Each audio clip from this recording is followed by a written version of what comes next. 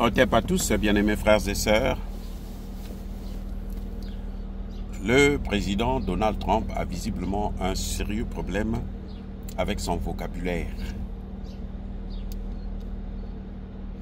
J'ai l'impression qu'il emploie les termes qu'il ne connaît pas, qu'il ne maîtrise pas.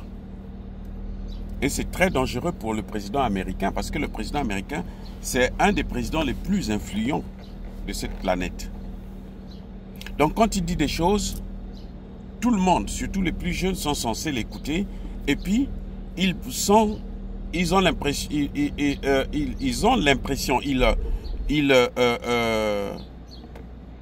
on donne à ces paroles la présomption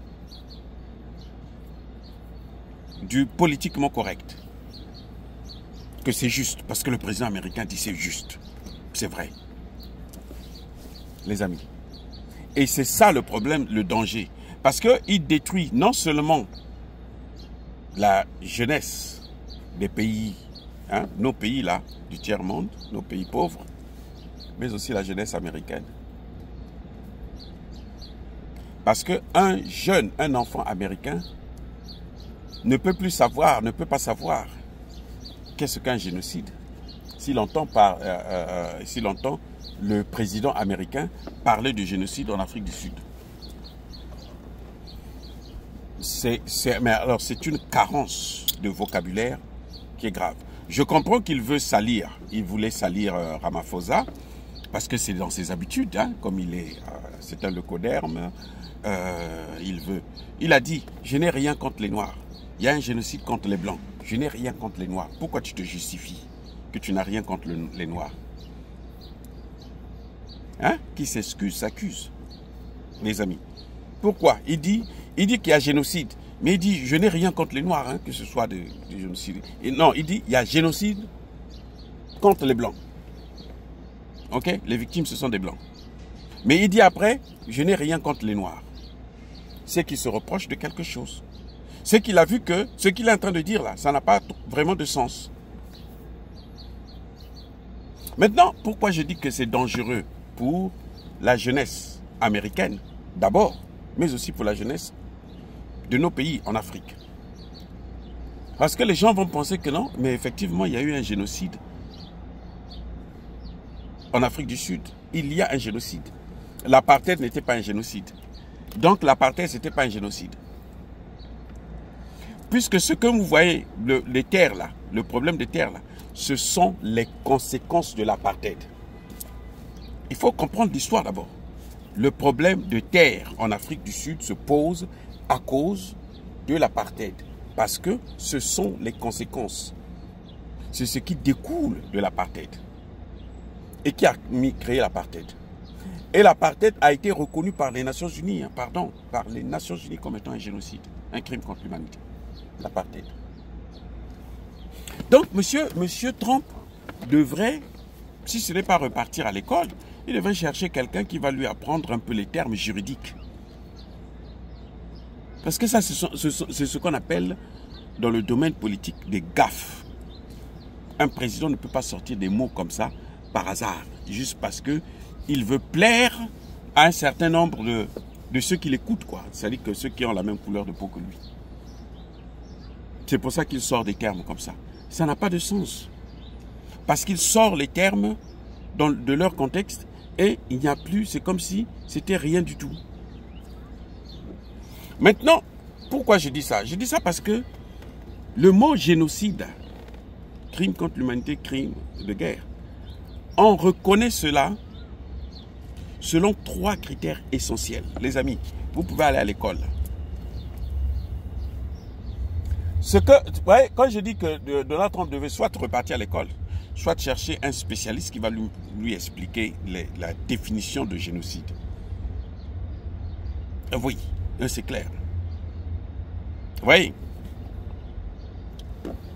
C'est pas la première fois que ça arrive. Monsieur George Bush en campagne, face à, c'était, je crois, le sénateur McCain. Non. Oui. Non. je pense, Mitt Romney, je crois. En tout cas, bref, il est en campagne. On va lui poser la question de savoir, mais quel est le nom du Premier ministre indien et le nom du Premier ministre pakistanais? Il ne connaissait pas. Il s'est fâché contre le journaliste. Il dit, toi, tu peux me dire le nom du Premier ministre de tel autre pays, ainsi de suite. Le gars a dit, non, mais ce n'est pas moi qui suis candidat. C'est toi qui est candidat. Quand tu seras président, là, tu vas dealer avec l'Inde et le Pakistan. Les deux ont l'arme nucléaire. Toi, tu vas faire quoi? Si tu ne les connais pas, tu ne connais même pas les noms de ces pays. Le père de George Bush, quand il a vu ça, il s'est dit, ah, mon fils a des failles. Il est allé prendre Condoleezza Rice, une noire. Va apprendre à mon fils là, la politique internationale. Parce que le père avait déjà travaillé avec Condoleezza Rice à l'époque de Ronald Reagan. Vous voyez? Il dit, va apprendre à mon fils là ça. C'est comme ça qu'elle est allée vite faire, on lui a donné des cours, et puis là, commenté, il connaissait maintenant un peu mieux les enjeux politiques, de stratégie et de politique internationale.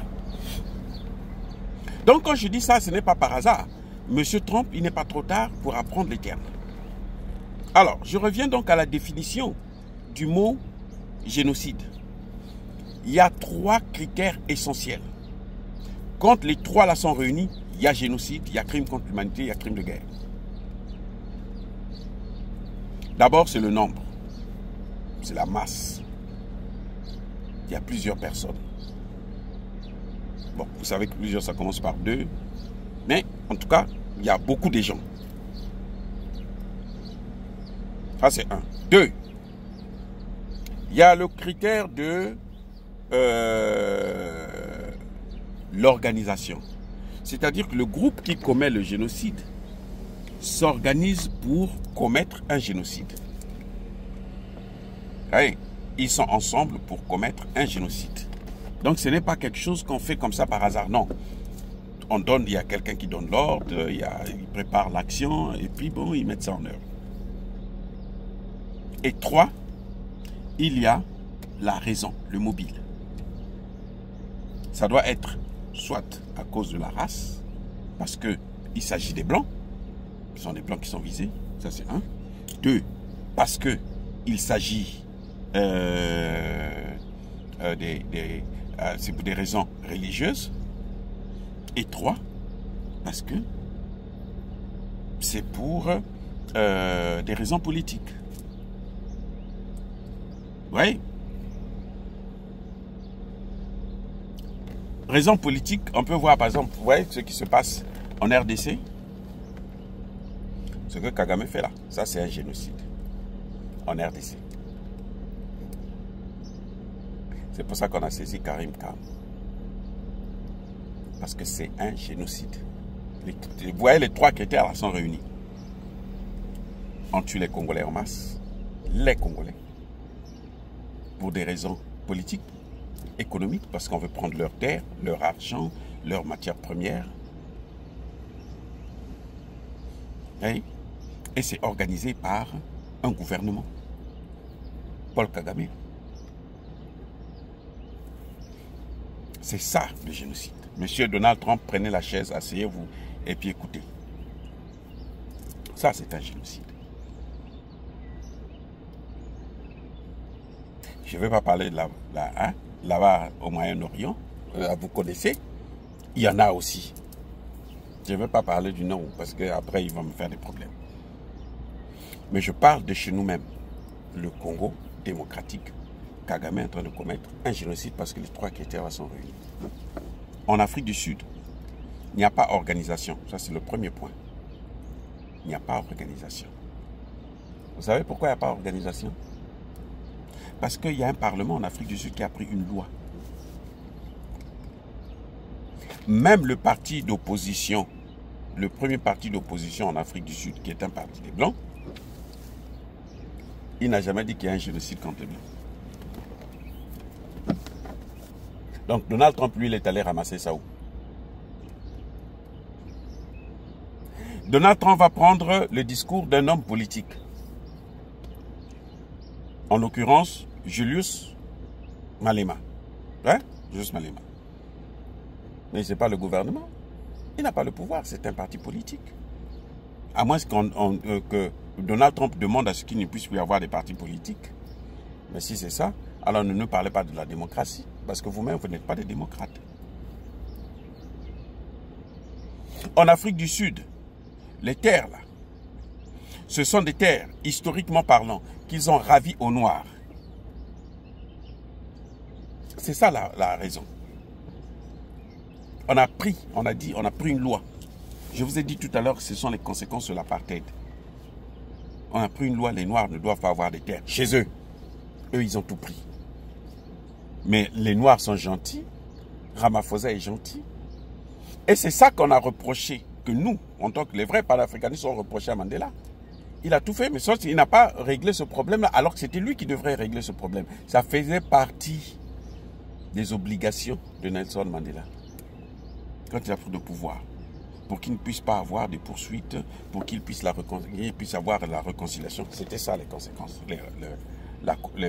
l'un des éléments clés. Oui. Donc, Monsieur Trump, essayez de revoir votre copie, s'il vous plaît.